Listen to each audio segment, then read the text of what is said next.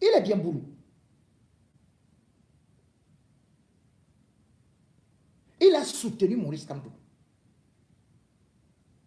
Il était derrière Issa Chiroma. On l'a arrêté. On l'a humilié. Sa femme, son doigt a été amputé.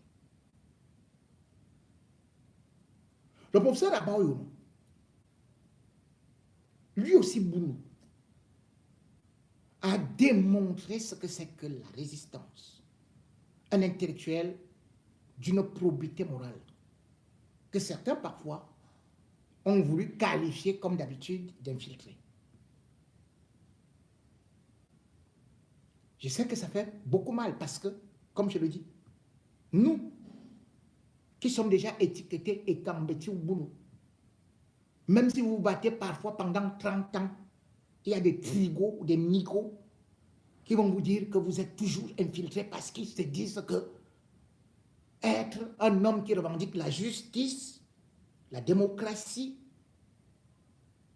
ça appartient à certaines tribus où on se bombarde le torse d'être les vrais opposants ou les hommes du changement. Il y a donc, à l'instar de Mama Pilon, des boulots qui nous ont montré qu'ils étaient percutants, qu'ils étaient des opposants et qui ont subi les foudres de ces régimes.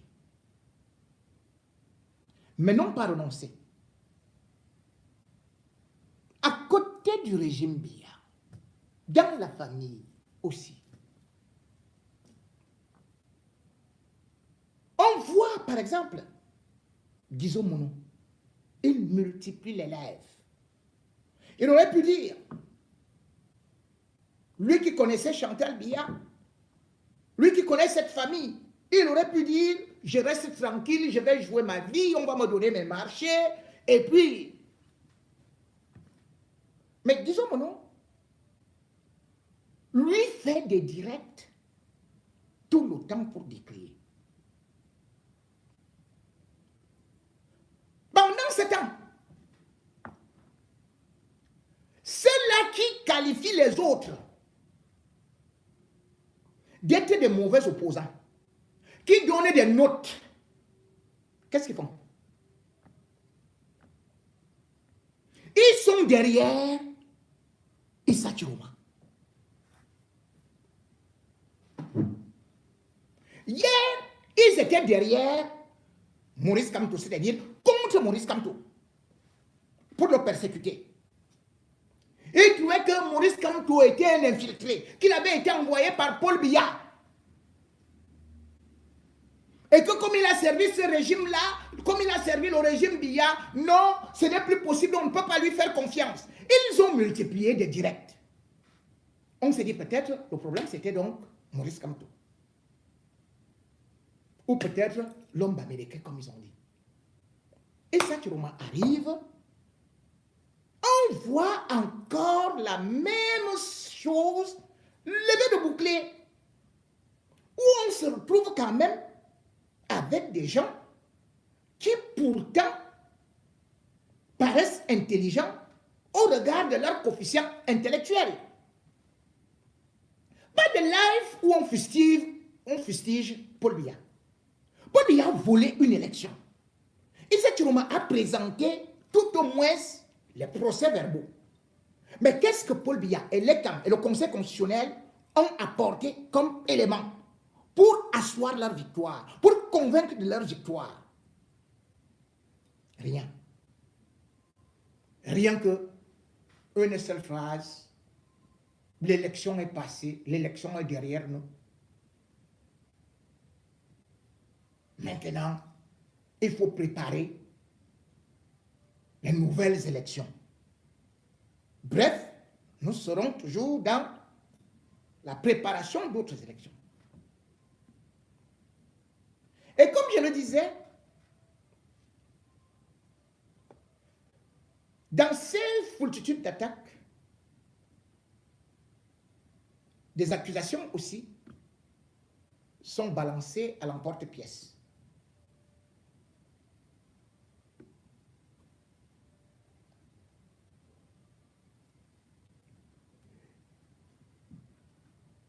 Dans ces pugilats, on a pu constater qu'il y avait donc quelqu'un qui était totalement aussi devant. C'est-à-dire celui que je vous ai parlé tout de suite, Guizot. Faut-il aller aux élections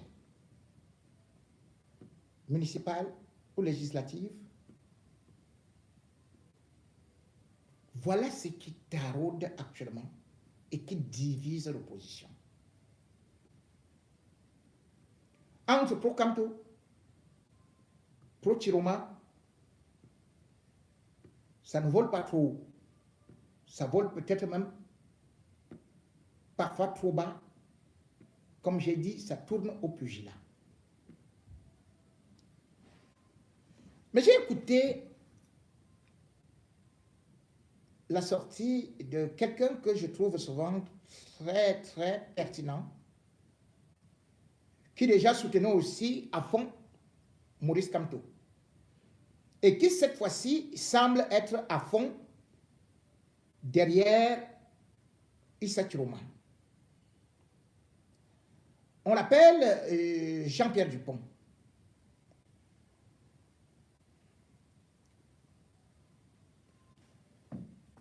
Faut-il aller aux élections?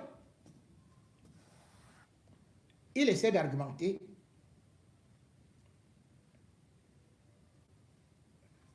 Écoutez-le. Et je vais revenir derrière pour vous dire ce que j'en pense. Et en même temps, je vais aussi mettre certainement ceux qui pensent le contraire.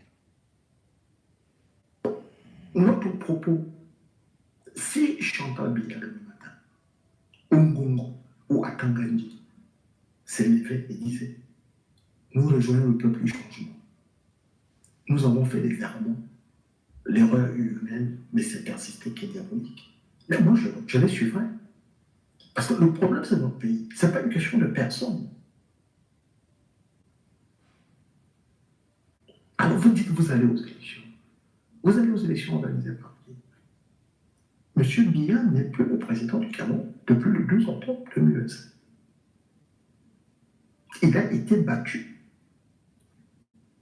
Pas par Issa Chiroma. Il a été congédié par vous. Vous avez porté la majorité de vos suffrages sur Issa Chiroma Bagay. Vous avez été séduit par l'alternative qu'il vous proposait.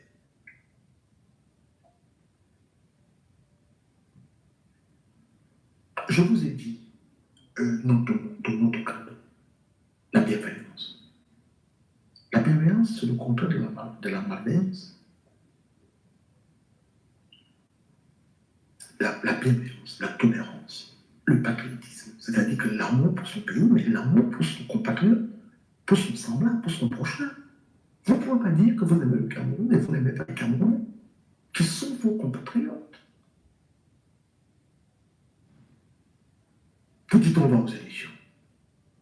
Aux élections, c'est pour ça qu'à l'avènement d'un gouvernement de la Renaissance, il faudrait introduire les fondamentaux à l'école primaire. C'est quoi l'exécutif? C'est quoi le législatif? Le justicier, etc. La séparation des pouvoirs. Si vous avez gagné l'élection, vous avez une élection, il faut gagner des élections législatives.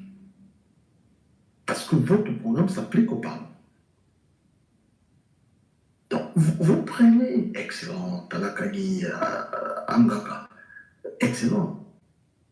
Vous prenez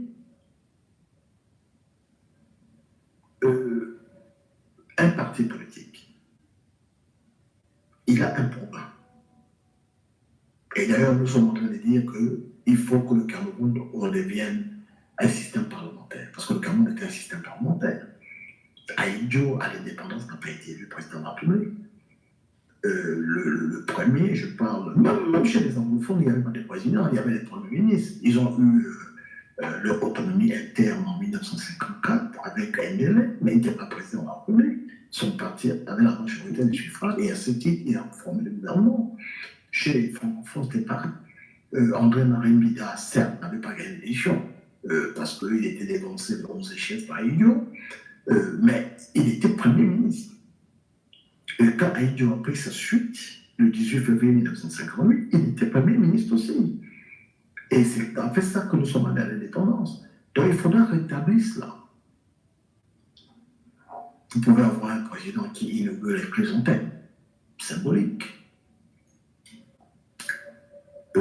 À titre de plaisir, cette fois on prend le roi Bamidji. C'est lui, le président du Cameroun. Voilà. S'il y a un président qui arrive, il faut aller manger ensemble, etc. Le protocole, comme le roi d'Angleterre. Le mois d'après, on va prendre la milieu de mois. C'est lui le président du Cameroun. Voilà. Mais le vrai pouvoir, la vérité du pouvoir exécutif est entre les mains d'un Premier ministre émanant d'élections. Voilà les pistes auxquelles nous réfléchissons. Mais vous allez élire M. Biya est juge et parti. Il organise une élection à laquelle lui-même il prend part. Quand ce régime sera parti, il faudra un organe, mais vraiment indépendant, qui organise les élections. Parce que nous avons. Nos compatriotes n'ont pas l'impression de comprendre ça. Vous vous laissez manipuler et on a un problème pro Kanto, pro Chiroma, etc. Il n'y a pas ça. Il n'y a pas de pro Kanto. Il n'y a pas de pro Chiroma. Il n'y a que les Camerounais qui veulent arracher le pays entre les griffes de la servitude volontaire et du syndrome de Stockholm. Et il n'y aura pas de règlement de compte. Oui, c'est lui qui a fait. Non, non. Comme dirait Bossuet, Dieu série des hommes qui déplorent les effets dont ils chérissent les causes. On ne va pas venir appliquer quelque chose que nous avons passé le temps à dénoncer. Le nouveau Cameroun, ce n'est pas le Cameroun de dire, ah, là on a les nordistes, ils vont se battre contre les Paniqués, qui eux-mêmes vont se battre contre les Bétis. Non, non, non. Il n'y aura que les Camerounais. Et c'est ce que nous voulons. Si vous soutenez Ben, vous avez soutenu Biya, et que vous vous dites on va faire, rien ne vous arrivera. Parce qu'à votre place, j'aurais fait la même chose. Si j'ai mon fils qui atteint une maladie dernière, je touche le doigt, et on me dit que le médicament est chez moi là, je vais casser la fenêtre, je vais aller chercher ces médicaments. Quitte à ce que j'aille en prison, mon fils restera vivant. Donc notre combat n'est pas celui d'indexer nos compatriotes. Et quand je parle à certains, on me dit, oh, vous avez tourné la veste. Mais non, moi je n'ai tourné aucune veste. Moi je me paie. Est-ce que Campbell Libby est un trait? Non. Il fait de la politique. Et quand on fait de la politique, la vraie politique, on tient compte du rapport de force. Mais quand on est un démocrate, il ne vous appartient pas à vous de dire que celui-là est un trait. Ce n'est pas ça notre combat. Notre combat, c'est qu'est-ce que vous proposez pour le Camerounais? Parce que tous ces gens, nous allons les récupérer. Mais par l'exemple, les Anglais disent behavior breeds behavior. People will behave towards you the exact way you behave toward them. Quelqu'un ne va pas vous dire bonjour et vous lui dites allez vous faire foutre. Donc au lieu de nous attaquer à des individualités, oh Samuel Eto'o c'est un traître, Campbell Libby c'est un traître, vous allez composer le Cameroun avec eux. C'est quoi notre problème? Notre problème c'est que ils nous ont volé une élection. Voulons récupérer cette élection. Pour tous les Camerounais. Il n'y a pas de pro-Biya, il n'y a pas de pro-Kanto, il n'y a pas de pro-Chiroma. Il n'y a que les Camerounais qui veulent récupérer le pays pour montrer au monde entier ce dont ils sont capables quand on les laisse travailler. Sans tribalisme, sans corruption, de bienveillance. Avec la bienveillance. C'est l'amour pour les uns et les autres, les bonnes dispositions pour vos compatriotes. Si vous ne le faites pas, c'est François Mitterrand qui disait au sujet du racisme, mais moi j'interpose ça au niveau du tribalisme. Si nous, chacun d'entre nous, nous ne faisons pas l'effort de dominer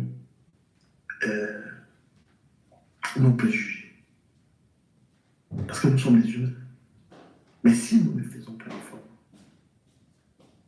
de dominer nos préjugés, une seule règle va s'imposer à nous. Le tribalisme, c'est la guerre. Parce que si vous n'aimez pas quelqu'un, parce qu'il est né dans une tribu dans laquelle il n'a pas choisi de naître, il va se défendre. Et nous ne voulons pas d'un pays comme ça. Je ne sais pas si vous avez... Moi, j'ai vécu dans des pays où il y a eu la guerre civile.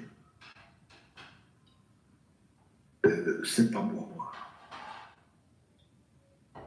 Donc, les Camerounais n'ont pas intérêt à se détester. Nous disons, il n'y a pas d'élection. Si vous voulez aller aux élections, mais c'est un contresens. Aller aux élections organisées par quelqu'un qui est un tricheur d'élection, c'est de facto lui accorder une légitimité qu'il n'a pas. Les anthropologues ont l'habitude d'une métaphore. On ne discute pas des recettes de cuisine avec les anthropophages ou avec des cannibales. Un anthropophage, il mange la chair humaine. Vous n'êtes pas anthropophage et vous allez discuter des recettes avec lui. Pendant que vous lui parlez du caviar, du foie gras, il va vous parler de la cuisse. Il dit que lui, il aime la nuque des humains ou des bébés. On parle de la mendication, la consommation des organes humains. Donc on ne discute pas recettes de cuisine avec un anthropophage. On ne va pas aux élections avec les tricheurs. Un tricheur, c'est un tricheur. Tricheur un jour, tricheur toujours. Donc notre combat n'est pas celui d'aller aux élections. Nous sortons d'élections. Nous n'allons pas aller à d'autres élections. Les mêmes causes reproduisent inexorablement les mêmes effets. Les Camerounais doivent se donner la main, on peut faire la guerre civile. Mais pour rétablir l'ordre institutionnel qui a été interrompu, Biya est allé chercher un mafieux qui est à la retraite, de surcroît militant de son parti, pour légitimer sa fraude de mourir au pouvoir. La présidence de la République est devenue une EHPAD. Il a transformé ça en une maison de retraite. Et nous le veillons jusqu'à ça. Pendant que les autres nations sont en train de se préparer pour les temps qui viennent, nous sommes en train de suivre un vieillard vers la tombe. Si Dieu me fait grâce, dans 30 ans, j'aurai à peu près l'âge qu'a Biya aujourd'hui. Qu'est-ce que je peux apprendre aux gens à cet âge-là? Chateaubriand disait pour être de son pays, il faut être de son temps. Dans 30 ans, j'aurai affaire aux enfants qui connaissent une autre technologie. Nous sommes venus du monde de la radio. De mon époque au Cameroun, il n'y avait pas de télévision, il y avait la radio. Et j'ai gardé l'habitude, je suis un homme de radio plus que de télévision. J'ai un iPhone qui me sert à téléphoner et à recevoir des appels. C'est ma fille l'autre jour qui est étonnée que je n'arrive pas à me servir comme un moment. Alors, il y a des enfants parmi vous qui m'écoutent et qui n'étaient pas nés quand Dieu a quitté le pouvoir. Il y a des enfants parmi vous qui n'ont jamais vu Roger Villageois. Quand nous leur parlons de ça, c'est des fables. Ils ne les intéressent pas. Ce n'est pas leur époque. Et on leur en fait pas grief. Je vais y arrêter. Vous faites des choses et à un moment, il faut laisser la place aux autres. Et ceux qui nous appellent pour dire qu'on va nous regarder, mais nous, on ne fait pas ça pour nous. On fait ça pour la nouvelle génération. C'est Christian Pendecoca qui disait c'est injuste et irresponsable de passer aux générations futures les combats qui sont nous de notre époque. C'est un acte de lâcheté. C'est ce que nous faisons. On ne s'attend pas que demain on sera ministre, on sera ceci. Pas du tout. Nous sommes des passeurs de relais aux jeunes générations. Et ceux qui n'ont jamais connu que l'IA, qui n'ont jamais quitté le Cameroun, nous vous disons qu'un Cameroun meilleur est possible. Il est à votre portée. Vous aussi avez le droit de connaître l'opulence comme d'autres pays. Votre pays n'est pas n'importe quel pays, le Cameroun. C'est un grand pays. Il a la chance d'avoir à sa tête des incompétents, des prévaricateurs de la fortune publique, des gens qui n'aiment pas le pays. Parce que quand on aime son pays, on le fait de compte.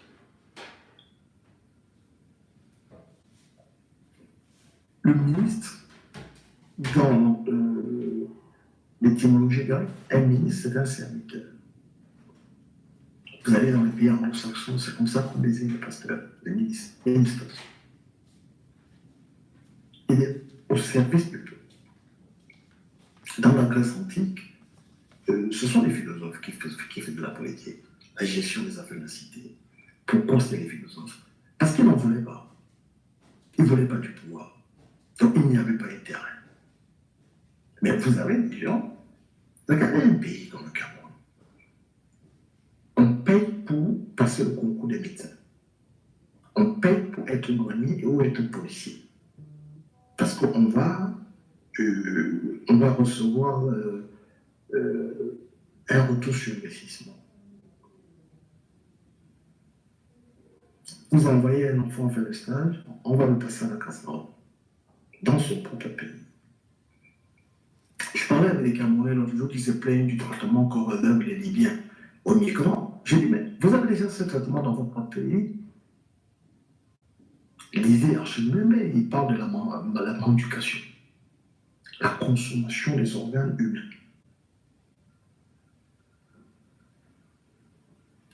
Le père Angel Benver, 23 avril 1995, retrouvé mort, le crâne ouvert, le cerveau manque à la peine. Et chaque famille doit lancer les enchères. Ça se négocie. C'est pour ça que bien le paquet de l'envoi, Jeanne et Rennes, c'était sa femme, mais c'était notre famille d'âme. Les Camerounais ont le droit de savoir qui l'a tué. De quoi est-ce qu'elle est morte? Peut-être qu'elle est morte naturellement, mais les Camerounais ont le droit de savoir. De quoi est mort Anis Ekane, qui a confisqué son extracteur d'insuline. Les Camerounais peuvent le savoir.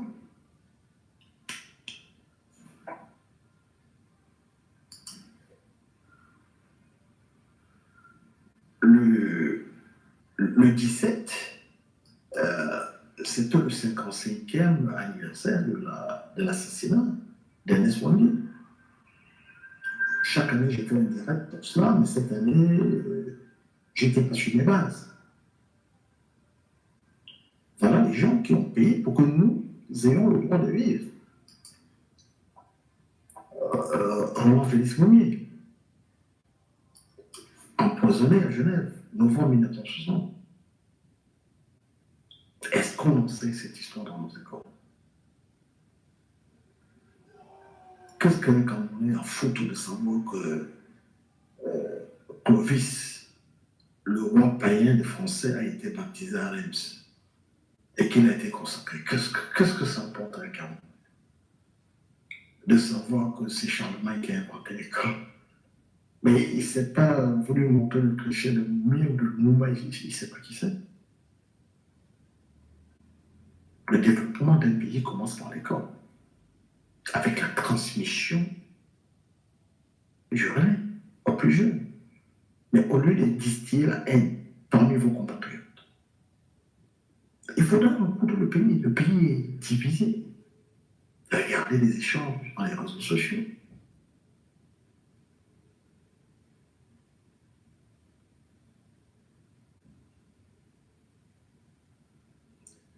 Alice me parle de dégager. Ça c'est secondaire. Ce n'est pas avec l'Amérique qu'on gouverne un pays. Tout le monde sait que le Cameroun, c'est pour ça que tout à l'heure j'ai parlé de néo-monarchie. Néo en latin, ça veut dire nouveau. Le Cameroun est une monarchie sans nom. Ce sont des combats périphériques. Ça nous distrait. On ne peut pas faire des politiques au Cameroun tant que Paul Biya est là. Voilà, Alice, on vous a vendu des salades. Étudier les stratégies de guerre. Qu'est-ce qu'on en fout de derrière? On veut reprendre mon pays.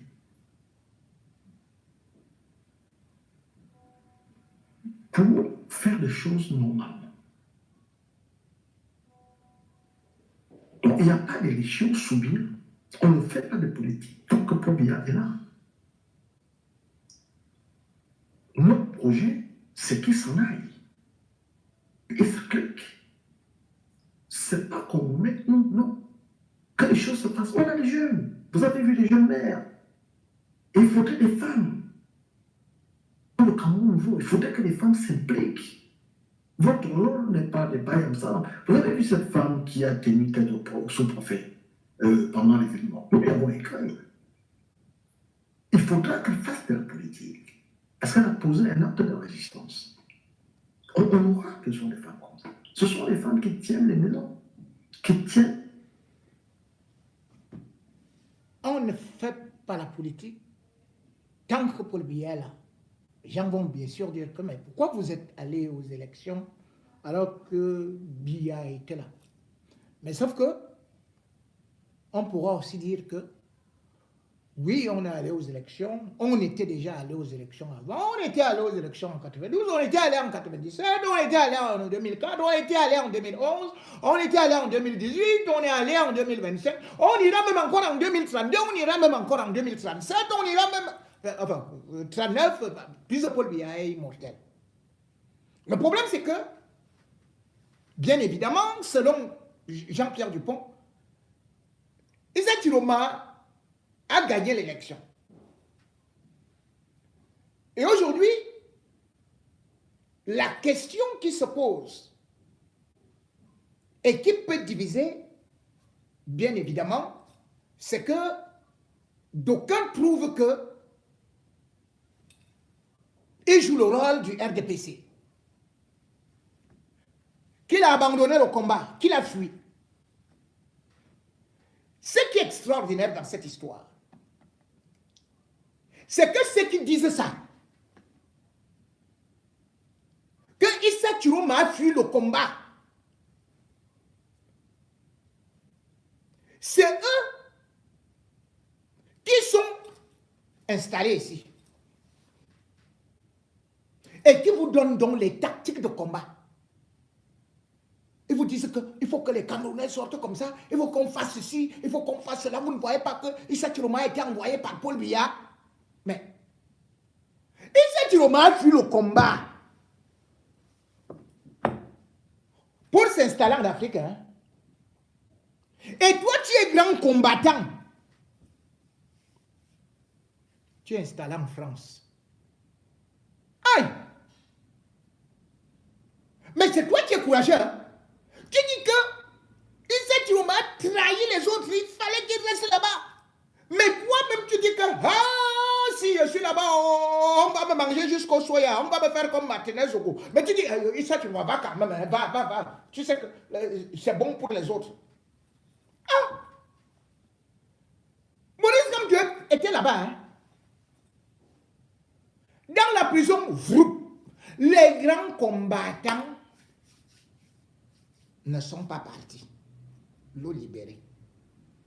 Ils ont même commencé à faire un complot et des réunions pour trouver maintenant un gouvernement de transition. Maurice Kamto, c'était déjà fini.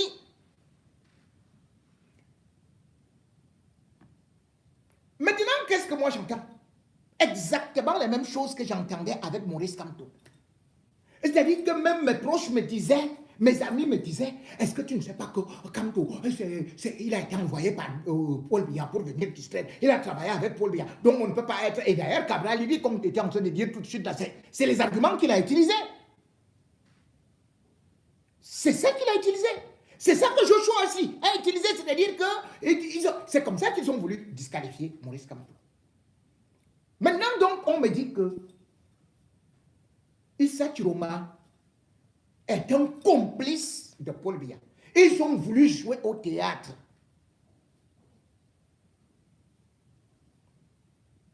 Peut-être sur le dos d'Anissé Kane, peut-être sur le dos de... Puisqu'il semble même qu'on vient d'arrêter aussi le chauffeur de Issa Chiroma. On dit même qu'il est en train de négocier pour devenir ministre. C'est-à-dire, c'est comme s'il était entré au gouvernement. Bon, on va revenir sur ça après. Mais ce qu'il faut surtout voir, c'est que, alors que Biya est celui qui doit rendre des comptes, c'est lui qui a mal géré le pays, c'est lui qui a organisé les mauvaises élections, c'est lui qui a triché les élections, c'est lui qui doit partir. Il a endetté le Cameroun. C'est lui qui nous a envoyés en exil. Mais qu'est-ce que je vois? Je vois plutôt que quand ce n'est pas quand on insulte, c'est Issa Chiroma. Je me pose des questions si c'est Paul Biya qui est opposant et que c'est Chiroma ou Kamto qui sera au pouvoir. Je ne comprends plus grand-chose. D'ailleurs, il y a même Hilaire Kanga qui a écrit un long texte. Je vais revenir sur ça après. Mais comme j'ai dit, suivez d'abord des accusations très incendiaires vis-à-vis de Issa Chiroma. Je ne pouvais pas mettre, de toutes les façons, vous voyez, Jean-Pierre Dupont, il parle très bien, je ne pouvais pas mettre tout ce qu'il a dit, mais je vais mettre ça, la suite, sur la chaîne YouTube. Écoutons donc, justement, ce que aujourd'hui peut provoquer un véritable séisme au sein de l'opposition. Au moment où l'opposition doit être consolidée, c'est plutôt la division, c'est plutôt des combats, des batailles, des chiffonniers, c'est plutôt l'opposition contre l'opposition, c'est maintenant les pro-Kamto contre les anti-Kamto, et même ceux qui n'ont jamais été ni pro-Kamto, ni pro-Chiroma, allez, ils profitent de cette situation pour aussi venir intervenir et venir nous donner les bonnes idées, les grandes idées, comment est-ce qu'ils ont fait la révolution. On écoute. Je me demande, les Camerounais là, ceux qui suivent Chiroma, on leur a donné le Tobassi ou bien le Bobé. Babetipé, Tobassi, Tolé, Bobé. Vous êtes comment, non? Vos parents vous ont envoyé l'école pour vous amuser. Je suis en train de vous demander ici, quel est l'impact d'Issa Chiroma sur la résistance camerounaise? Son impact a consisté à venir prendre, soi-disant, la flamme de la résistance camerounaise et aller l'enterrer en Gambie. Voyez-le comme un enterreur de flamme. Il est venu, les Camerounais jusque-là considéraient, entre 2018 et 2025, le principal leader de l'opposition qui était considéré, c'était Maurice Kamto. N'est-ce pas? Biya a fait sortir Chiroma pour faire tomber Kamto. Une fois que Kamto est tombé, Biya a fait sortir Chiroma du Cameroun. Terminé, il n'y a plus de leader de l'opposition sur le terrain. C'est fini. Le rôle de Chiroma, c'était de faire tomber Kamto. C'est fait.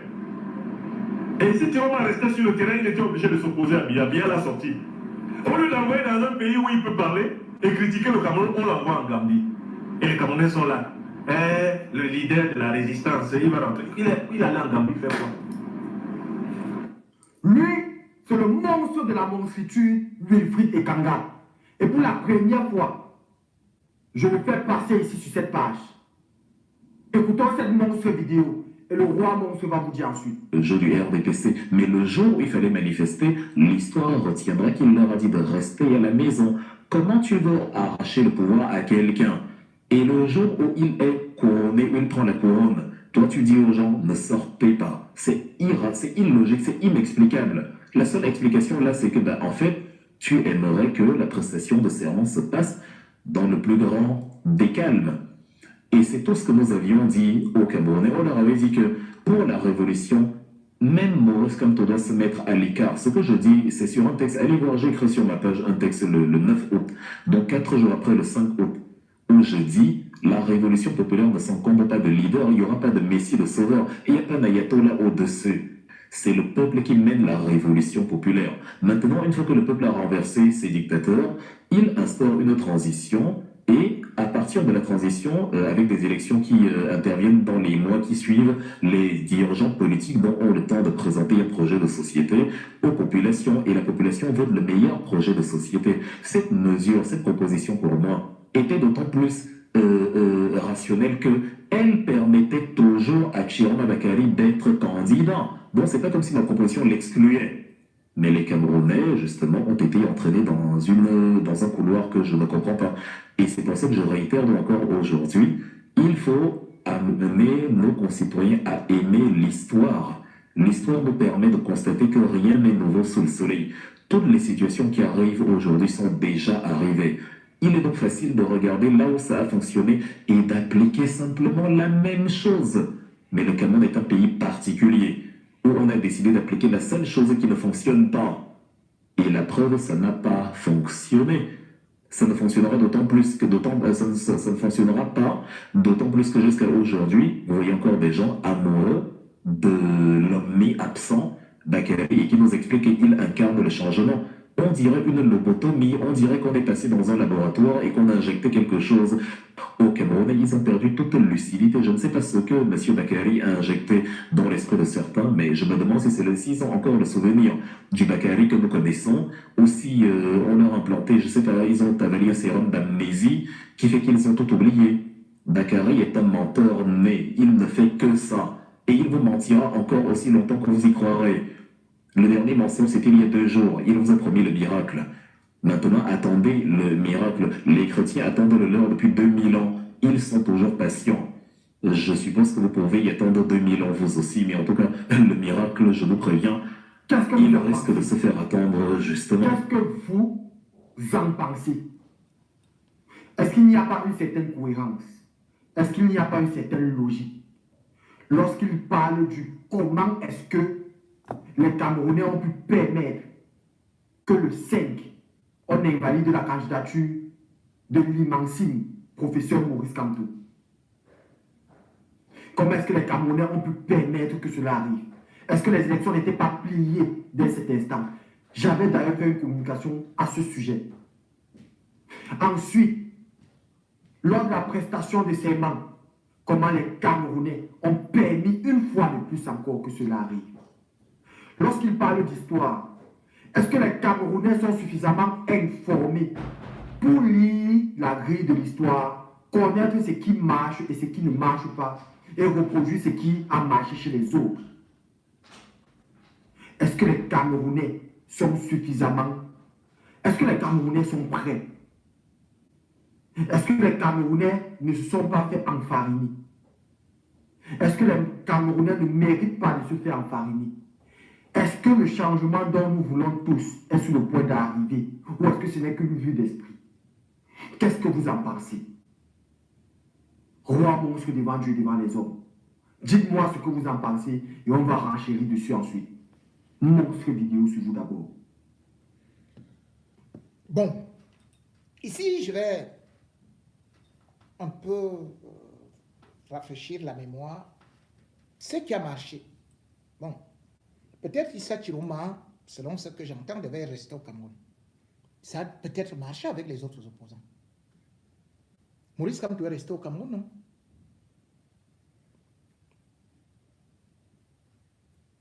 Il a étudié. Il n'était pas à Kondengui. Maurice Kamto était à Douala. Devant beaucoup de militants. Et il n'y avait que les policiers, il n'y avait même pas les chars. On l'a enfermé dans un appartement.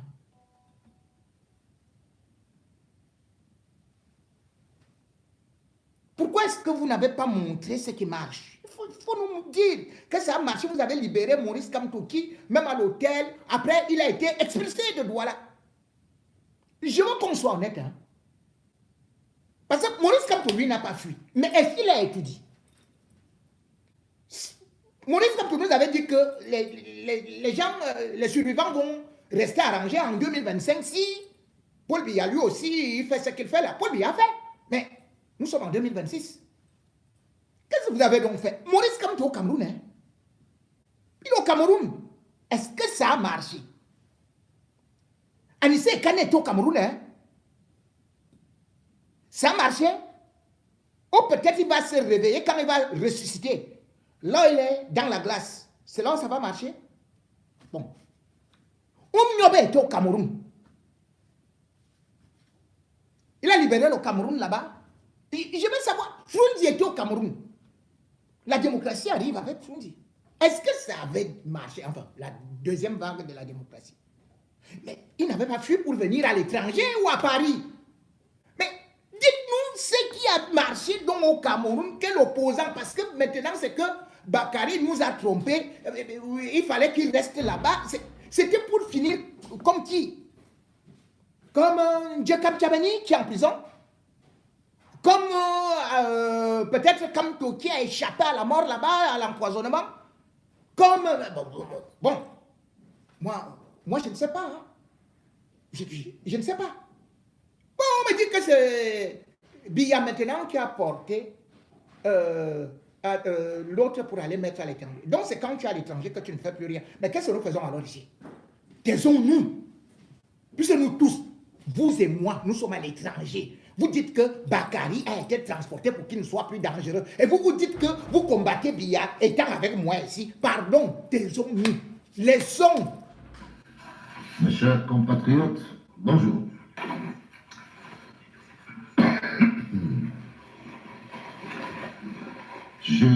Je prends vraiment 5 minutes pour répondre à des personnages qui, je me demande si... je me demande à quoi joue tout ce qui parle de changement de pouvoir au Cameroun. C'est, disons mon nom. J'ai l'impression que... Un brave moulou qui parle là. Le Cameroun est dans un cirque. Parce que je n'arrive pas à comprendre des gens qui sont censés être éclairés, des gens qui sont tous les jours à parler de politique, qui viennent vomir des bêtises comme on apprend tous les jours, c'est à se demander s'ils font le concours de la bêtise. Moi, j'interpelle ici le professeur Massanga, Francois Nyamsi. C'est Francois Nyamsi que j'aimerais interpeller. Parce que ce monsieur, il a l'art de s'en prendre à ceux qui veulent prétendre prendre le pouvoir au Cameroun. Et je l'ai entendu traiter Issa Tiroma de menteur. Bon, c'est une opinion, hein. Il est libre de dire que tel est menteur. Mais c'est sur les arguments que je ne comprends pas. Je ne sais pas comment ce monsieur arrive à faire les choses de manière équitable. Il dit que c'est Paul Biya qui a permis à Issa Tiroma d'être candidat. Mais il y avait 12 candidats. Comme lui aussi, il est parti dans ce langage que c'est Paul Biya qui fait tout. Je ne sais pas si Paul Biya donne des consignes actuellement à Tangana, mais je sais que le RDPC se gère sans que Paul Biya ne soit au courant. Donc, ce sont les membres du RDPC qui maintiennent Biya. Ce n'est pas Biya qui maintient les membres du RDPC. Parce que Biya, lui, il a fini sa carrière. Il n'y a plus de plaisir pour lui personnellement à jouer de la vie. C'est un vieillard malade qui resterait tranquillement au village que sa vie ne changerait pas. Mais la situation est comme elle est. Donc, je ne comprends pas, M. Franklin Nyamsi. Il y a au moins 15 millions, voire 20 millions de Camerounais en capacité de voter. Je dis il y a entre 15 et 20 millions de Camerounais en capacité de voter. Il n'y a eu que 1 600 000 qui ont choisi Issa Chiroma. Donc, Franklin Nyamsi, il y a 10 millions de Camerounais au moins à convaincre. Pourquoi est-ce que ce sont ceux qui ont voté pour Issa Chiroma qui vous intéressent? Parce que ceux qui ont soutenu Issa Chiroma n'iront pas ailleurs. Ils ne vont plus aller ailleurs. Parce que le patron Issa Chiroma a dit qu'il n'y a pas d'élection. Donc, je ne comprends pas. Il y a 10 millions, 15 millions de Camerounais qui ne sont pas inscrits. Au lieu de vous en prendre à ceux qui ont voté. Allez donc faire la sensibilisation. Franklin Nyamsi va convaincre 10 millions de Camerounais. Moi, je ne sais pas. Ce ne sont pas ceux qui ont voté pour Issa qui seront obligatoirement ceux qui voteront pour toi. Donc, franchement, je n'arrive pas à comprendre comment vous raisonnez. Mais ce que je constate, c'est que vous êtes tous dans l'amusement. Au fait, vous êtes tous payés par tous ces petits circuits que vous mijotez les uns après les autres. Et il suffit qu'on vous donne une enveloppe pour que vous veniez passer le temps à dire des choses comme vous avez un audimat qui vous suit. Eh bien, les gens sont là à vous écouter et ne prennent même pas le temps de réfléchir. Ils ne prennent pas le temps de réfléchir. Il y a au moins 20 millions de Camerounais à convaincre. Nous, on vous dit que nous, on est avec Issa. On ne sait pas pourquoi ça vous dérange. Je vois des gens qui opposent Issa Chiroma et Maurice Kamto. J'ai dit que je ne voulais pas entrer dedans. Mais je ne comprends pas. La présidentielle est passée. Est-ce que Maurice Kamto est candidat pour être député ou pour être maire? Ça aussi, il faut qu'on m'explique.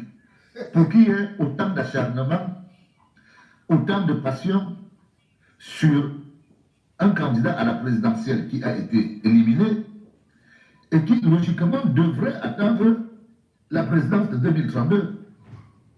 Non, je ne comprends pas. On est à 3-4 mois de la récente présidentielle et on fait ressortir le nom du professeur Kamto comme s'il y avait élection, comme si Kamto allait se présenter dans 3 mois. Il n'y a que vous qui savez ce que vous faites. Mais il faut comprendre que quand on a une conviction, nous, on a expliqué aux jeunes que le choix que nous faisons, nous restons dessus. Nous restons dessus. Le président a dit qu'on ne va pas voter. Nous, on ne va pas voter. On veut voir comment les gens voteront au nord. Nous, on veut voir. Parce que nous, on va faire une campagne pour dire aux gens du nord que ça ne sert à rien. Et c'est ça notre campagne. Nous, on va dire aux gens du nord, restez chez vous. Il n'y a pas besoin, sauf si vous voulez aller mourir. Parce que, moi je me rappelle que le président Maurice Kamto a dit que lui, il est prêt.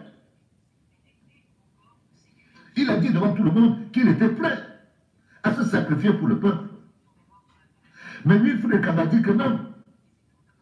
Lui, il met Kamto de côté et il a un peuple qui doit faire la révolution. C'est quel peuple, Wilfried? Donc, le peuple fait la révolution de manière automatique.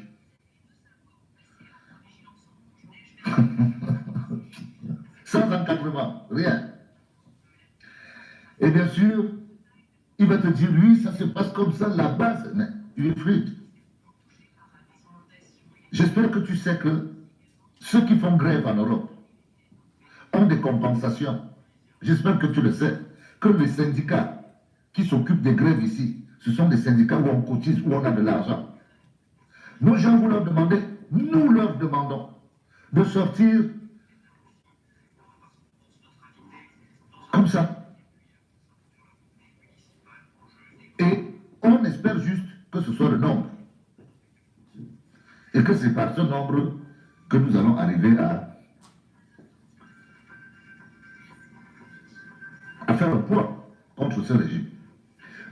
essayé. Et nous avons le résultat. C'est que ces gens tirent sur nous. Et il nous appartient à nous de préparer la jeunesse pour qu'elle ne sorte plus les mains vides. Et pour qu'on sorte en se disant que chacun peut mourir. Donc il va falloir se défendre. Il faut préparer les jeunes à la guérilla. Parce que nous allons finir, si les problèmes politiques ne se résolvent pas, on partira à la guérilla. Ça finira comme un oiseau. Et nous, on va préparer les jeunes à ça. Il faut préparer les jeunes à faire bataille. Parce que les gens du régime, ils ne viennent pas. On a dit, ils ne viennent plus pour le maintien de l'ordre, ils viennent pour massacrer. Donc, il est normal qu'au moment où nous nous préparons à redescendre, que nous préparons aussi nos jeunes à sortir avec tout ce qu'il faut pour se défendre. C'est comme ça que ça va se passer maintenant. Parce que les forces de l'ordre sont aujourd'hui considérées comme, oui, comme des membres d'un gang.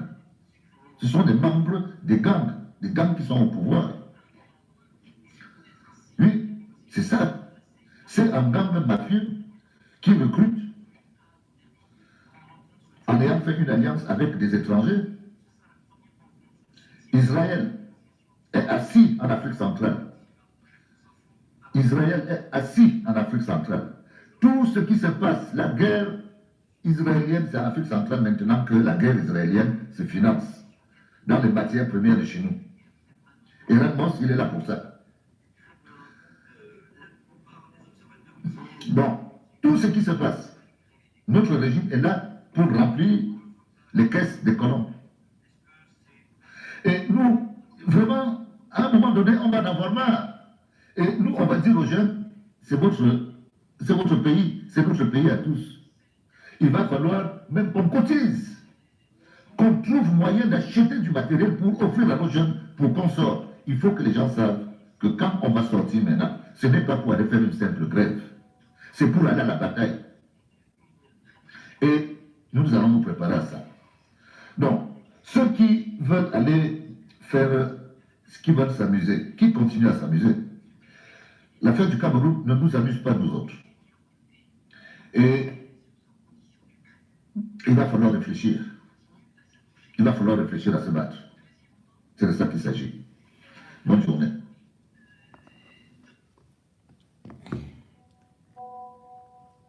Bien sûr que ce n'est pas une affaire qui fait rire. C'est oui, c'est le régime qui rigole, exactement comme on a aussi vu la base se déchirer. Il n'y a pas de rivalité entre Chiroma et Kamto, mais ce sont des individus qui cherchent toujours à trouver qu'il y a l'opposant qui est là, qui dérange, qui est dangereux, qui ne fait pas le travail comme eux ils veulent. C'est vrai qu'on ne voit pas ce qu'eux-mêmes parfois proposent de plus concret. Déjà, beaucoup ont dit que Issa Chiroma a donc fui et que Biya l'a envoyé se cacher en Gambie. C'est quand même surprenant. C'est quand même surprenant que Biya envoie quelqu'un se cacher en Gambie. Biya a un ami là-bas. Le Cameroun n'a même pas une ambassade en Gambie. Et pour quel but? Bon, on me dit que c'était pour faire du théâtre. Ce sont les mêmes qui pourtant ne réécoutent pas parfois leur raisonnement. Ils avaient dit que Issa Chiroma allait reconnaître immédiatement la victoire de Paul Biya. Mais soyez parfois un peu honnête intellectuellement. On ne peut pas me dire que tu vas voir, tu vas voir, on te dit que nous on a le A1. Dès qu'on donne le résultat là, la première personne qui va reconnaître la victoire de Paul Biya, ce sera Issa Chiroma. Bon, naturellement, j'émets des réserves, moi-même j'émets des doutes. Parce que je me dis peut-être qu'il y a quelque chose que je ne connais pas. On ne peut donc pas venir me dire que tu verras qu'après, il entrera immédiatement dans le gouvernement. Je commence par dire aux gens, mais il était dans le gouvernement, c'est lui qui est sorti du gouvernement. Donc quelqu'un sort du gouvernement pour aller encore négocier son entrée dans le gouvernement. Honnêtement, je n'ai pas beaucoup compris. Jusqu'aujourd'hui, d'ailleurs, je ne comprends pas que quelqu'un était ministre du gouvernement. Tranquillement, là, comme les autres gagnent les marchés. Après, il sort du même gouvernement pour aller négocier son entrée dans le gouvernement. Et entre-temps,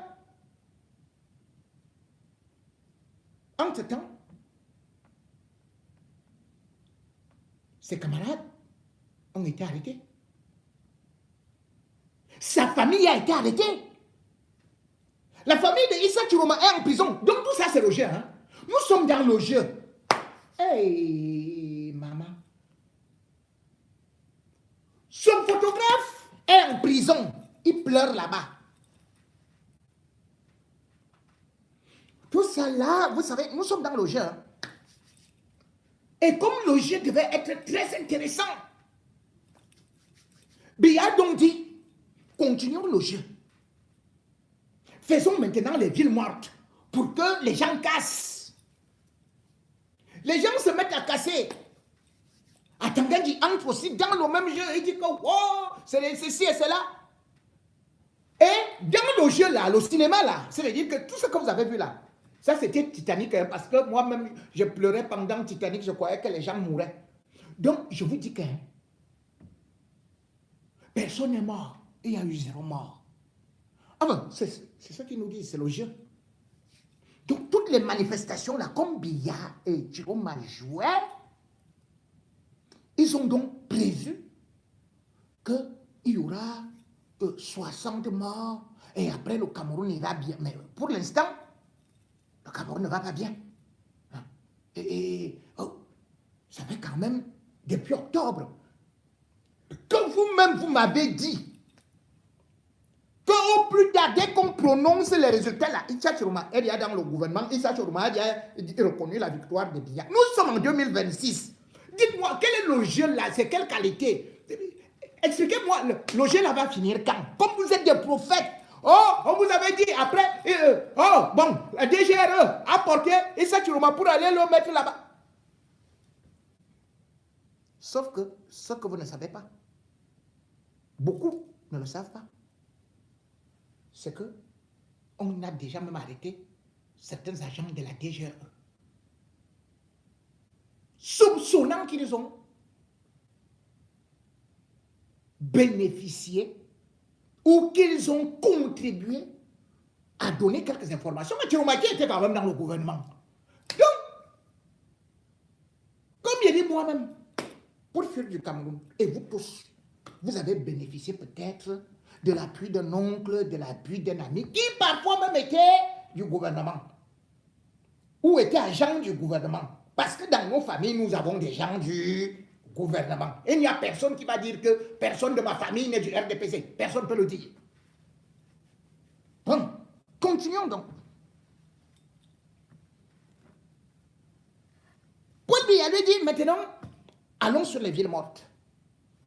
Maintenant, les entreprises camerounaises disent que la galère de ça, les compressions, les sessions, qu'il n'y a plus d'argent, tout ça c'est le théâtre. Hein. Maintenant, les institutions de Bretton Woods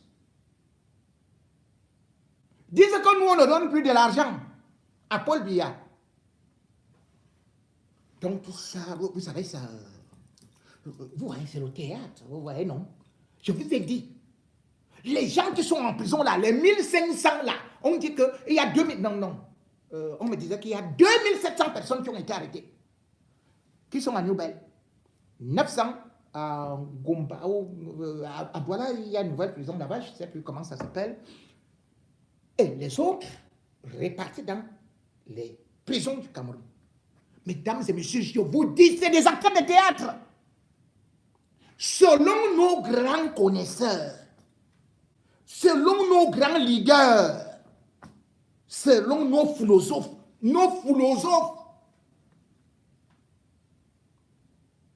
disent que tout ce que vous voyez là, les gens qu'on a arrêtés là, qui sont à Kondengui, même les Bibou Nissak avant là, eux aussi c'est des comédiens. Mais c'est Fogué est en prison. Bibou Nissak est en prison pour Maurice Kamto. C'est des Issa Chiroma sont dans les mêmes prisons. Comment on va dire que ceci? C'est des faux prisonniers. Là, c'est les vrais prisonniers. On va dire ceux-ci n'ont pas joué. C'est ceux-ci qui jouent. Donc, c'est les Chiroma vont dire, c'est les Kamto aussi, vous n'avez même rien fait. Nous, on a cassé, nous, on a marché. Nous, on a même fait ceci, on a bagarré. Nous, on a vu comment on tirait sur nous, et tout, et tout. Mais vous, comment vous vous retrouvez ici? Vous avez fait comment pour être en prison? Vous êtes en train de jouer. Mais c'est ça que ça veut dire. Si quelqu'un ne peut pas reconnaître aujourd'hui les sacrifices de Kamto, si quelqu'un, cela veut dire qu'il ne reconnaît pas, c'est de Chiroma. Si quelqu'un ne reconnaît pas les sacrifices de Chiroma, cela veut dire qu'il ne connaît pas, c'est de Kamto. On ne peut pas reconnaître les sacrifices de Chiroma d'un côté et ne pas connaître les services de Kamto. Chiroma, avant d'être l'ami de Biya, comme vous dites. Donc, quand il est allé en prison, là, 7 ans, jusqu'à ce qu'on a arraché les dents, c'est parce qu'on jouait.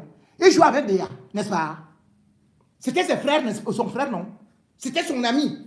Donc, Paul Biya lui a dit, va d'abord en prison. Comme ça, on urine dans ta bouche, on arrache tes dents, on te prive de visite. C'était les jeux.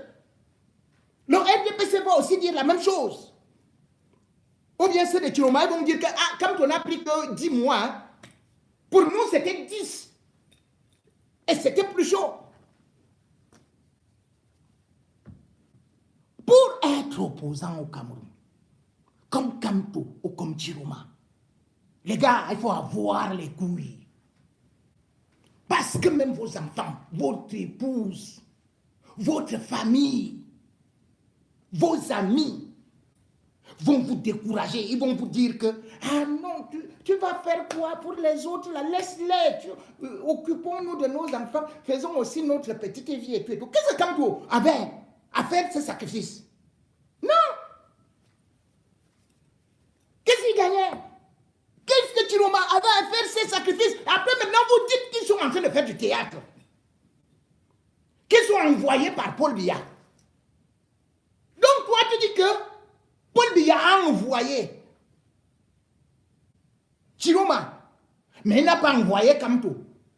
Tu dis que Chiroma a travaillé avec Paul Biya, mais en même temps, tu oublies que Kamto a travaillé avec Paul Biya. Tu dis que Kamto est un faux opposant, et tu oublies que Chiroma aussi sera taxé de faux opposant. Et maintenant, les gens disent que, aïe, qu'est-ce qu'il a rien fait? Regarde comment il nous a laissé. Nous sommes dans une situation, il ne parle même plus. On savait, vraiment, il nous a roulé. Vous là, les gens qui disent ça là, quand ils venaient, eux-mêmes en France, ils disaient, même aux petites, je ne vais pas t'oublier. Je vais t'envoyer les sabots de la pharmacie comme à Saint-Désir à Tango. Je vais t'envoyer les caleçons de la librairie. Ils sont arrivés ici, vieux. Ils ont même changé de numéro de téléphone. Est-ce que vous avez réalisé tout ce que vous avez dit? Même les hommes politiques, voilà Paul Biya qui vous manque depuis, mais vous traitez les opposants comme étant des menteurs. Qu'est-ce que Paul Biya dit une seule fois qui s'est réalisé? Même le remaniement, il est incapable de le faire. Pourtant, il vous le promet. Vous ne l'attaquez pas. Votre problème, c'est Chiroma, c'est Kamto.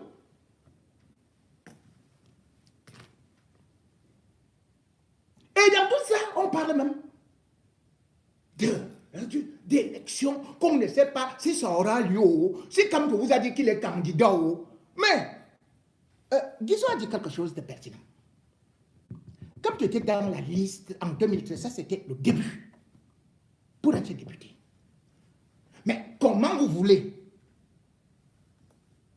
Sauf si vous allez m'expliquer autre chose, que quand vous repartez maintenant pour devenir député, alors que nous, vous, ensemble, on a défilé à Paris en disant que c'est le président élu. Maintenant, on va dire que c'est le député élu. Hein. Comme Cabral Libi, comme Joshua aussi. Parce qu'il n'y a pas de super député. Hein. On va dire quoi après? Cabral Libi, député élu. Ministre. Joshua aussi, député élu. Ministre. Kamto, député élu, sans être ministre, sans être président. Bon. Sachez pourquoi vous vous battez. Vous ne vous battez pas pour Kamto. Vous ne vous battez pas pour Issa Chiroma. Vous vous battez pour vous. Vous ne vous battez pas pour le peuple camerounais. Vous vous battez pour vous. Votre amour fou n'est pas le vrai amour. Et d'ailleurs, on peut aimer un autre opposant. Et encore qu'aujourd'hui, il y a deux vrais. Parce que quelqu'un ne peut pas me dire, même si Issa Chiroma a été dans le gouvernement, tout le monde connaît comment ça s'est passé. Plein de gens ont été dans le gouvernement, sont devenus des opposants, puis sont après devenus même présidents.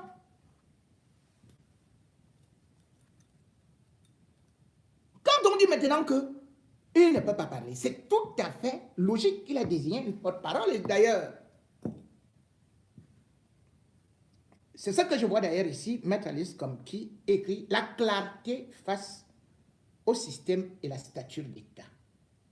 Quand l'erreur devient système, la récidive. » Regardons la réalité en face.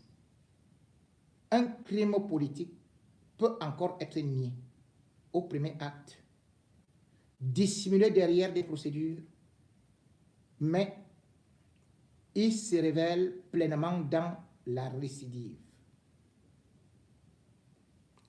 La première faute peut encore être expliquée.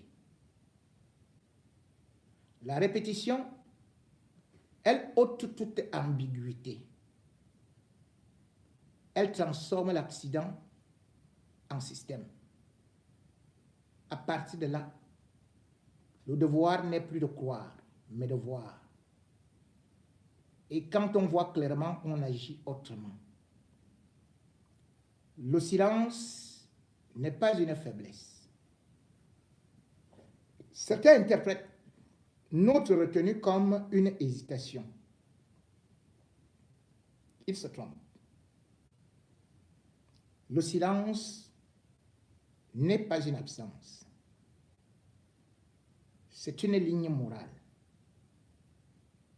C'est un refus clair, pacifique et assumé de collaborer avec l'injustice. Ce silence dit au monde, nous ne recommencerons pas tant que la vérité ne sera pas rétablie. Il dit au pouvoir, votre calendrier ne remplacera jamais notre verdict. Répondre clairement à l'accusation sur la diplomatie.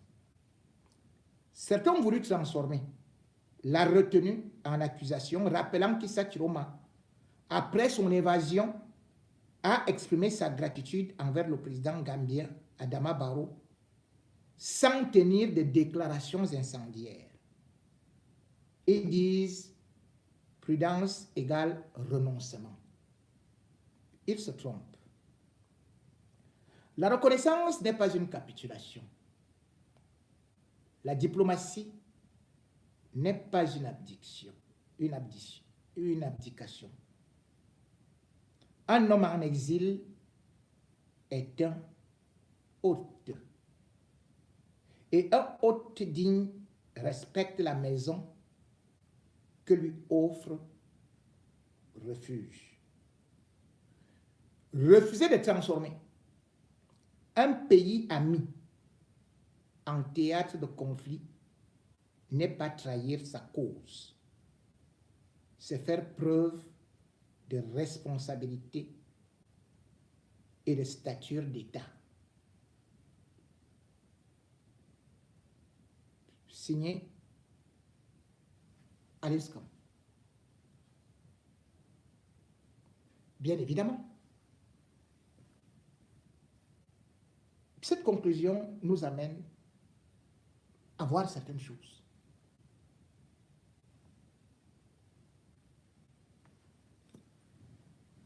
Et à révéler certaines choses. Ceux qui étaient derrière Compaoré, qui était président, ce sont les mêmes gens. Hein? Certains sont là. Ils nous donnent, ils font des cours, des ceci et cela. Mais ils étaient derrière Compaoré, qui était en train de massacrer le peuple burkinabé.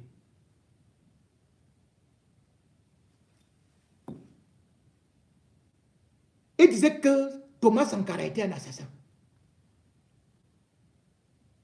Quand Compaoré est tombé, il est allé en Côte d'Ivoire, s'est réfugié. Est-ce que vous avez déjà entendu Compaoré, là où il est en Côte d'Ivoire, organiser des rébellions même contre le régime de là-bas? Il a fui. Même s'il a mené certaines activités clandestines pour essayer de renverser, mais il s'est tué. Parce que celui qui lui a offert l'asile a dit, il ne veut pas de problème avec les gens de là-bas. Pourquoi vous n'avez pas demandé à Compaoré de faire les sorties tous les jours, lui qui pourtant avait déjà été chef d'État, avait des armes, avait l'argent, avait ceci, avait cela? Pourquoi? Ahidjo s'est réfugié lui-même au Sénégal.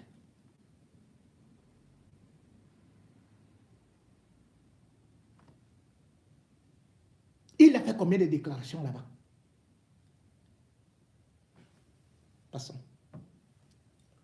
En Gambie, là où est réfugié Issa Chiroma, il y avait un président là-bas qui lui aussi était puissant. Lui il disait qu'il cause même avec Dieu jusqu'à soigner le sida. Yaya Jammeh. Il est parti de la Gambie suite à l'intervention de la CEDEAO. Ça avait d'abord pris du temps pour qu'on le dégage. Adama Barrow s'était réfugié au Sénégal. Donc, comme vous dites qu'il y a des choses qui marchent ailleurs, c'est du Sénégal que Adama Barrow est revenu pour prendre le pouvoir. C'est du Sénégal là où il était parti se réfugier. On lui avait dit que non, on ne peut pas, tu ne peux pas, c'est-à-dire que Yaya Jammeh a dit que je suis président, tu ne peux rien. Si tu fais ça, allez, ta maman, je vais t'enfermer, tu vas voir, je vais te fouetter sur une fesse, 200 coups par jour. Mais Adama Barrow avait réussi à s'enfuir. Est-ce qu'il n'est pas président en Gambie? Mais c'est lui qui était tout puissant, Yaya Jammeh. Il est parti se réfugier où? En Guinée, Conakry.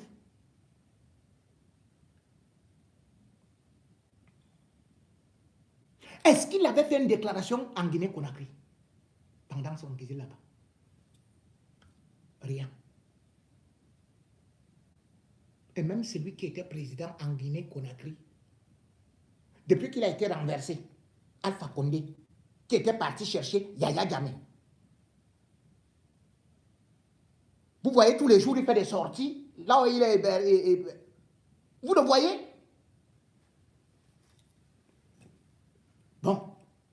Et comme j'étais sur le cas de Yaya Jammeh, il est parti en Guinée équatoriale.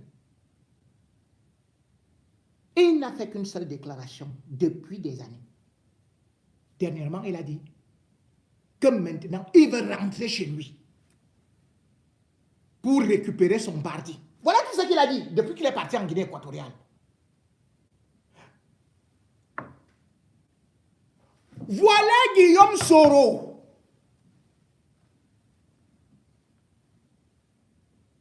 Que vous avez soutenu qui était au pouvoir. C'est-à-dire que maintenant on dit que c'est Issa Chiroma qui n'est pas un bon opposant parce qu'il a été envoyé par Biya. Guillaume Soro a travaillé avec qui? Avec Gbagbo. Il est devenu opposant de Gbagbo. Puis il a travaillé avec Ouattara. Avec des crimes et tout. Ce n'est pas ça. Il était président à l'Assemblée. Il était premier ministre. Il a été premier ministre de Gbagbo. Il est devenu opposant de Gbagbo. Il est devenu premier ministre de Ouattara, président de l'Assemblée de Ouattara. Il est devenu opposant de Ouattara. Mais il y a des gens, les mêmes gens qui critiquent Issa Chiroma, et ils applaudissent Guillaume Soro comme étant un grand opposant. Ils disent que non. Issa Chiroma a été envoyé par Biya. Je vous dis donc que Guillaume Soro a été envoyé par Ouattara pour faire le jeu des Français. Voilà, c'est tout. Guillaume Soro était envoyé de Ouattara. Ils ont même écrit des livres sur Ouattara. Ils ont dit que Ouattara était intelligent, qu'il était un cerveau, qu'il était celui du FMI, que Gbagbo était un zozo, que ceci et cela. Bref, tout ce que vous voyez là, les gens qui font semblant de combattre Ouattara ici, ils mentent. Et ils ont travaillé avec Ouattara. Ils sont envoyés par Ouattara. Ils ont mangé l'argent de Ouattara et ils ont été envoyés en mission pour Ouattara. Que fait aussi semblant d'être des opposants. Pourquoi Soro ne parle pas? Pourquoi Soro n'a pas pris les armes? Pourquoi Soro ne fait pas descendre les gens en Côte d'Ivoire avec les Kalachnikov? Pourquoi Soro n'a pas encore réussi à renverser Ouattara alors qu'il a les meilleurs conseillers en armement, en stratégie? C'est les nous disent donc que hier,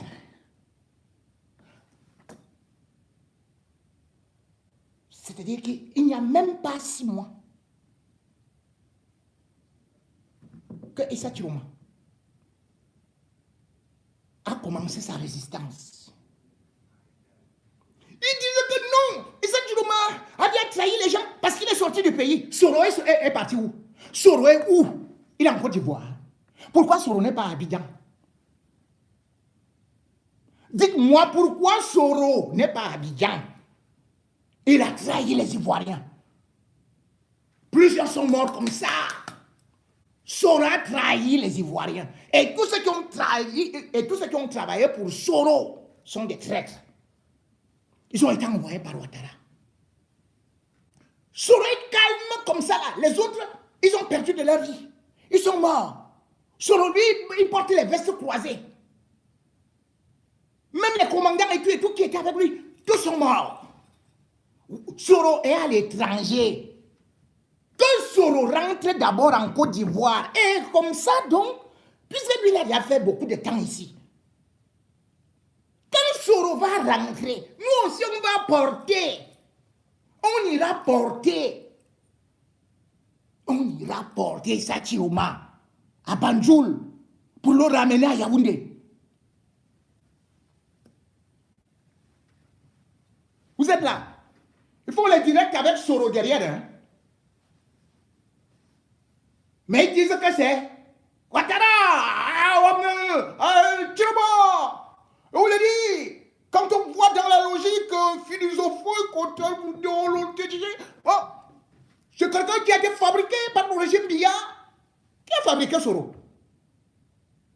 Il a travaillé pour qui? Est-ce qu'il était président? Maintenant, vous dites que c'est lui qui est le vrai opposant. Lui qui n'a jamais fait de prison. Chiroma a fait la prison. Comme toi, fait la prison. Eux là, c'est des vrais opposants. Même si on leur donne l'argent actuellement, moi-même, je vais d'abord applaudir. Je vais dire, les gars, Mangez. Mangez. Vous avez prouvé que vous vous êtes sacrifié. On vous a filmé tantôt avec ceci et cela. Mais vous êtes des vrais opposants.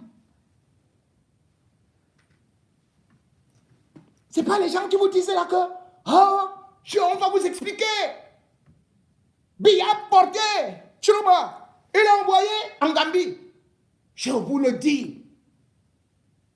Soro, lui, il était dans l'avion. On lui a seulement dit que descends ici. Toi-même, tu vas voir ce que tu vas voir. Il a dit, ah bon, hein? Il a pris les mapanes.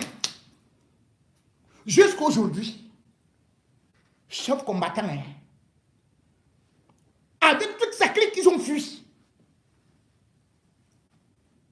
Et c'est sa clique qui vous dit que Chiroma est le pire des lâches, que c'est un lapin. Il a fui. Il fallait qu'il soit au combat. Allez en Côte d'Ivoire combattre. Allez en Côte d'Ivoire combattre Ouattara, votre ancien patron. Pour nous prouver que vous êtes des vrais opposants. Que vous n'êtes pas là seulement pour... Parce que, d'ailleurs, c'est pour ça même que je ne comprends pas. Comment on n'a pas arrêté ce récit? Pourquoi on laisse même des gens, d'autres même, ils ont des nationalités françaises et tout, mais ils combattent la France. Mais vous êtes même quelle qualité d'opposant Non. Moi, je vous ai dit, Kamto est arrivé. Et j'ai attendu de voir ses actions. C'est pour ça que je lui ai apporté mon soutien. Je pouvais rester là pour dire que il était d'abord avec Paul Biya et tout. Non. Mais j'ai vu ses actions.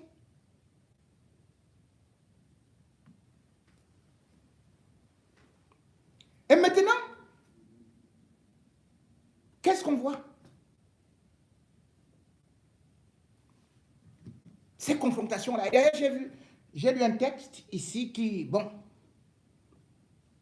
j'ai vu quelqu'un qui a écrit, je vais essayer quand même de vous le lire, parce qu'il y a même un autre là, comme je vous ai dit, Hilaire Kamga. Tellement il a écrit que si je commence à lire ça, on va finir à 2 h du matin, je vais vous perdre le temps, vous allez dormir. Vous allez dormir.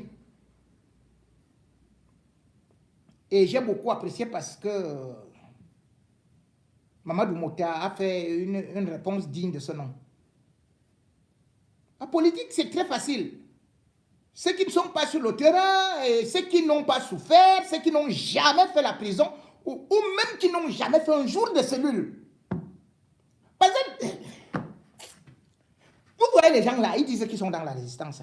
Vous demandez à quelqu'un, depuis que tu fais ta résistance là, tu as fait 24 heures de cellule? Il va te dire non. Dès qu'un policier se présente devant lui, bonjour monsieur, vous pouvez nous présenter votre pièce d'identité? Allez, direct. Chers Africains, je voudrais vous dire que c'est très grave. Comme je suis un panafricaniste, ils sont déjà en train de me prendre. Moi, voici déjà en train d'aller en prison. Macron, c'est un dictateur. Il ne veut pas qu'on parle d'autre chose. Et comme je défends le peuple africain, envoyez-moi l'argent, voilà le lien en bas de la page. Ils sont en train de me fouiller le caleçon. Ils ont mis les mains dans ma veste.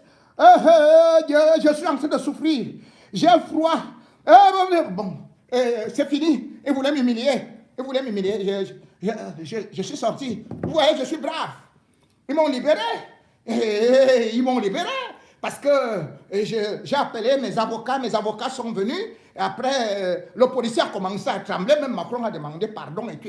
Ah! Donc, les gardes à vue, vous faites les directs. Vous demandez les cotisations.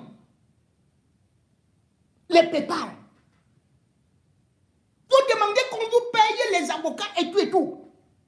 Depuis que je suis dans la révolution là, est-ce que vous avez déjà vu que j'ai demandé à quelqu'un que paye-moi l'avocat? Vous m'avez vu organiser un PayPal que pour moi. Mais toi tu es assis calmement. est allé en prison. Il a failli être empoisonné là-bas. Même Albert Zongan, comme on est en train de dire n'importe quoi là, oui, Albert Zongan était dans le RDPC. Mais c'est l'histoire de Saoul qui peut devenir Paul. La preuve, c'est que Momo était lui aussi opposant, mais maintenant il est dans le gouvernement.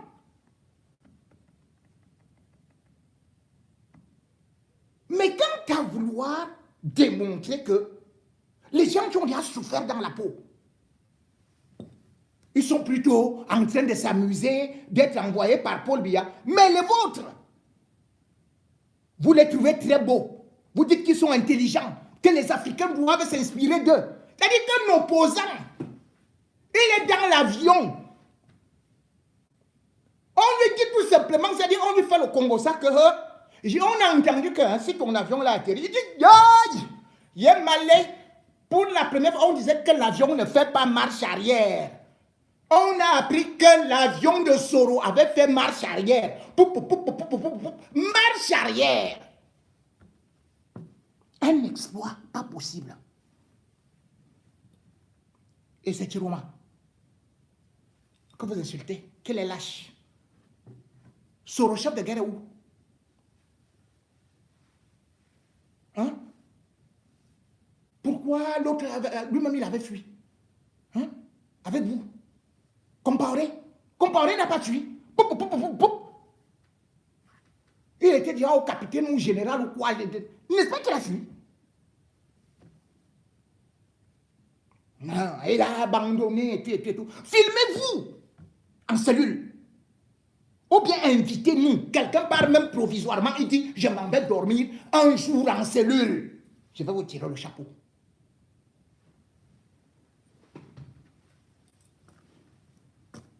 Quels sont les sacrifices que les gens ont déjà consentis pour le peuple, pour leur peuple? Nous, comme ça, là, beaucoup aujourd'hui, ils vont dire qu'ils n'ont pas été au Cameroun, au pays, depuis seulement 2 ans, 3 ans, 4 ans, 5 ans. Des gens comme moi, comme ça, c'est 23 ans. Et vous voulez montrer le courage, démontrer le courage à quelqu'un qui, lui, il a fait 7 ans de prison. Ou à quelqu'un d'autre qui a fait 10 mois de prison. Vous, même quand on fait les manifestations, dès que vous voyez un policier français venir, allez hop, vous entrez au milieu des rangs. Vous vous cachez. J'ai vu les gens comme les Calibri Calibro, Max Seigneur Ivoire, les villageois du Quat, les Tchapchet, Général Marcel, Wangto, se faire asperger, se faire brutaliser parfois avec de l'eau, même les cellules. Mais quels sont ces opposants que nous avons ici, qui ne savent que parler le bon français? Mais c'est-à-dire que quelqu'un se lève le matin et il prend le dictionnaire, il dit quel est le mot qui est compliqué.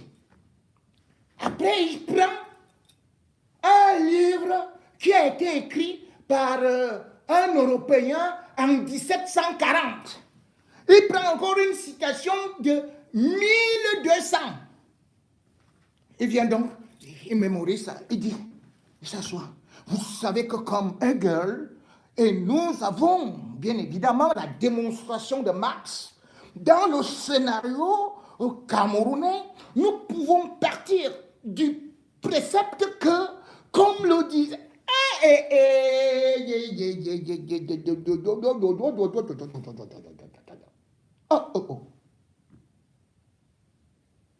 trop de théories.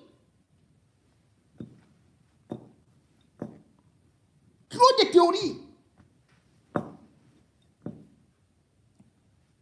MRC et FLNC danseraient-ils un tango bancal? C'est quelqu'un qui a fait ce post que je vous lis un peu. Du boycott à l'implantation, comprendre le choix stratégique du MRC. Ce texte n'est pas une querelle de chapelle.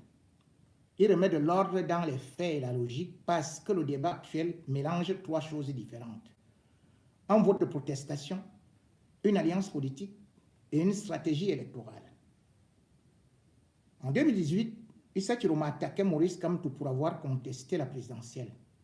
En 2025, il adopte la même posture, se dit vainqueur et parle comme s'il représentait un électorat qui ne l'a jamais mandaté.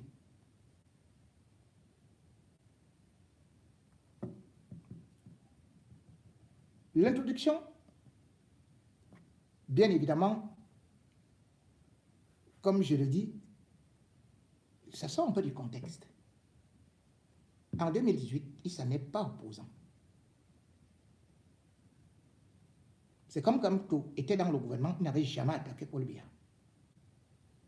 Donc on ne peut pas ressortir une phrase de Kamto au gouvernement et les phrases de Kamto maintenant. C'est pas possible. C'est pas possible. Et quand on dit un électorat qui ne l'a jamais mandaté, mais quand vous donnez le vote à quelqu'un, vous le mandatez, non? Vous ne pouvez pas dire que quelqu'un vous a voté. Cela veut dire qu'il vous donne son mandat. Comment vous pouvez dire qu'un électorat qui ne l'a jamais mandaté? Bon, enfin, de toute façon, remettons les faits en place. Son score de 2025 ne vient ni d'un appareil solide, ni d'un projet construit, ni d'un patient travail de terrain. Il tient d'abord à l'éviction de Kamto et au réflexe d'un peuple qui refusait un scénario verrouillé. C'était un vote de protestation, pas une alliance, et encore moins un droit de tutelle. Chronologie utile. L'éviction de Maurice Kamto en 2025 a créé un vide, d'où un prêt de voix vers Chiroma. Un prêt n'est ni un ralliement, ni un mandat durable. Il se reconfirme à chaque scrutin. Repère simple. Un vote de protestation exprime un refus. Une alliance engage des appareils sur un programme commun, une stratégie électorale. Choisit l'outil du moment pour construire du pouvoir. Confondre les trois, c'est fabriquer des malentendus utiles. De son côté, le MRC n'a signé aucun accord avec le FSNC. Il n'a donné aucune consigne de vote et n'a demandé à personne de boycotter par solidarité. Il a assumé la situation en laissant chaque citoyen décider. Transformer cet épisode exceptionnel en créance sur l'opposition, c'est réécrire l'histoire pour tenter de la confisquer. Et puis, fait têtu, aucune alliance formelle MRC-FSNC n'a été annoncée. Aucune investiture conjointe, aucun programme partagé. Sans accord, pas de tutelle. What next? Sur 2020, le boycott du MRC n'était pas un effet de manche. Il visait à refuser un code électoral biaisé et à stopper une tentative de division interne. Comme je l'ai développé dans le mensonge stratégique de Kamto, qui offre la grille pour distinguer l'émotion du calcul et éclaire la séquence 2020-2026, le boycott de 2020 relevait d'une stratégie froide, un silence travaillé et l'usage du droit comme contre-piège. Le refus d'un code électoral biaisé, la neutralisation d'une tentative de division interne, la préservation de la cohérence plutôt que la validation d'un jeu pipé. C'était un choix coûteux et assumé. Un coup clair avec la perte d'ancrage et d'élus à court terme. Le gain, certain fut l'intégrité de la ligne, la division interne déjouée et une crédibilité préservée. Justement pour cela, le MRC a le droit et le devoir de revenir au combat institutionnel, là où se fabrique vraiment le pouvoir. Les communes, les circonscriptions, des réseaux d'élus et encadrement du vote. Le rôle d'un parti n'est-il pas de concourir à l'expression du suffrage? Sur 2026, participer ne valide pas un régime qui se déclare légitime sans demander l'avis de personne. Participer, c'est reprendre du terrain, installer des assesseurs, protéger les suffrages, gagner des maires et des sièges, former des cadres, documenter les irrégularités et rendre chaque manœuvre plus risquée et plus visible. Dans la même logique, participer en 2026 n'est pas une validation, mais la phase suivante de ce réalisme stratégique. occuper, protéger, documenter, former, rendre chaque manœuvre plus coûteuse et plus visible, déplacer progressivement le centre de gravité vers l'implantation locale et les contentieux maîtrisés. C'est une règle d'hygiène démocratique. Participer ne valide pas. S'abstenir ne délégitime pas.